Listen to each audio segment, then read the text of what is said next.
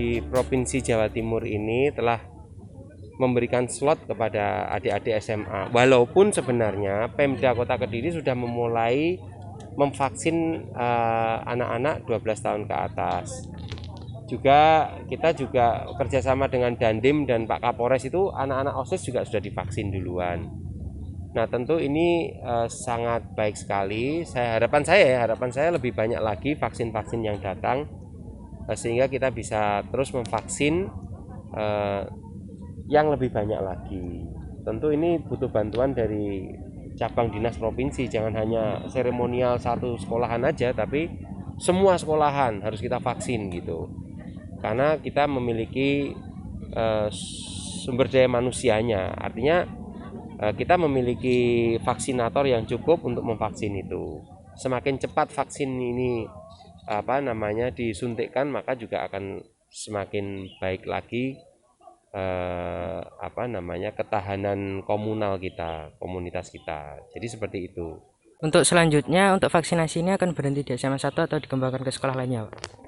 Ya harapannya ke sekolah-sekolah lainnya juga. Lalu juga saya tadi kan juga berpesan ke adik-adik bahwa vaksin itu bersifat melindungi, bukan terus kalau sudah divaksin nggak bisa kena, enggak. Jadi vaksin itu sama seperti orang pakai sabuk pengaman, mobilnya itu masih bisa nabrak tapi ketahan itu. Nah rata-rata kalau orang sudah divaksin biasanya kena tapi gejalanya sangat ringan atau sedang, kira-kira nggak sampai ke berat lah kira-kira. Jadi masih bisa sembuh. Jadi itu. Untuk sampai saat ini pada tanggal ini bagaimana tanggapan Bapak untuk vaksinasi kasus COVID di Kota Kediri?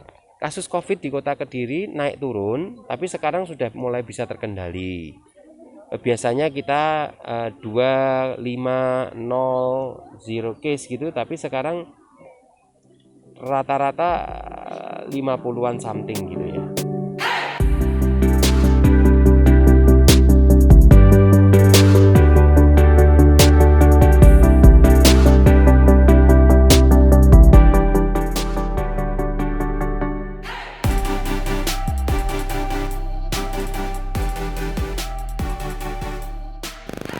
Terima kasih, alhamdulillah bahwa hari ini kita warga SMA 1 dapat kepercayaan oleh Dinas Provinsi Jawa Timur kerjasama dengan Dinas Kesehatan Kota Kediri untuk ditunjuk sebagai pelaksana vaksinasi khusus siswa-siswi SMA 1. Target yang diberikan adalah 1000 vaksin untuk anak SMA 1.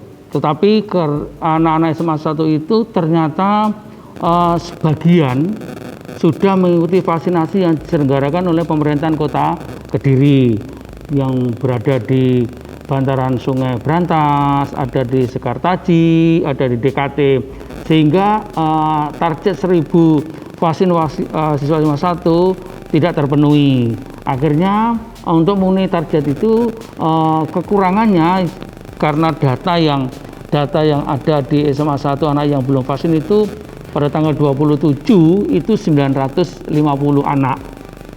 Masih kurang 50, maka 50 untuk menggenapi 1000 kita ambilkan anak-anak pengurus OSIS SMA 6 begitu.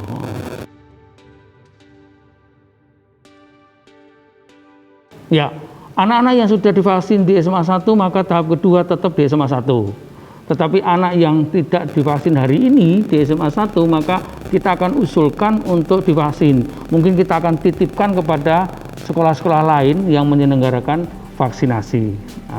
Misalkan nanti sekolah mana yang melaksanakan, maka data anak-anak yang belum vaksin di hari ini kita akan usulkan seperti itu.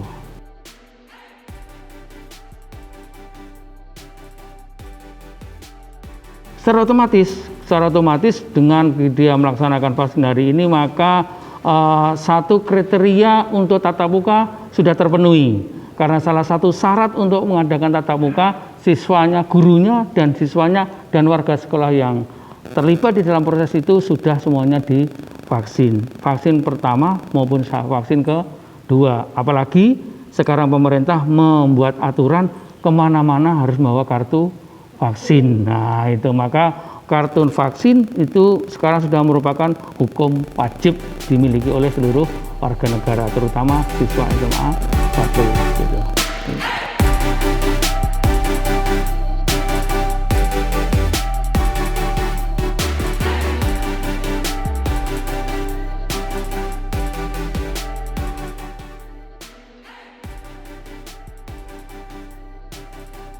Ya, nanti kita sarankan untuk siswa yang tunda ya, berarti misalnya setelah di screening ternyata siswa itu batuk, pilek, jadi kan batal. Nah, rumahnya mana? Nah, kalau rumahnya di Kota Kediri, nanti silahkan ke puskesmas, seperti itu. Berarti pelaksanaannya di luar dari sekolah ya, Bu? Iya. Jadi nanti ya kita lihat dulu yang tunda berapa orang. Tapi kalau yang tunda banyak ya bisa dilakukan di sini. Tapi kemungkinan tidak sampai banyak kalau tunda, nggak pernah banyak.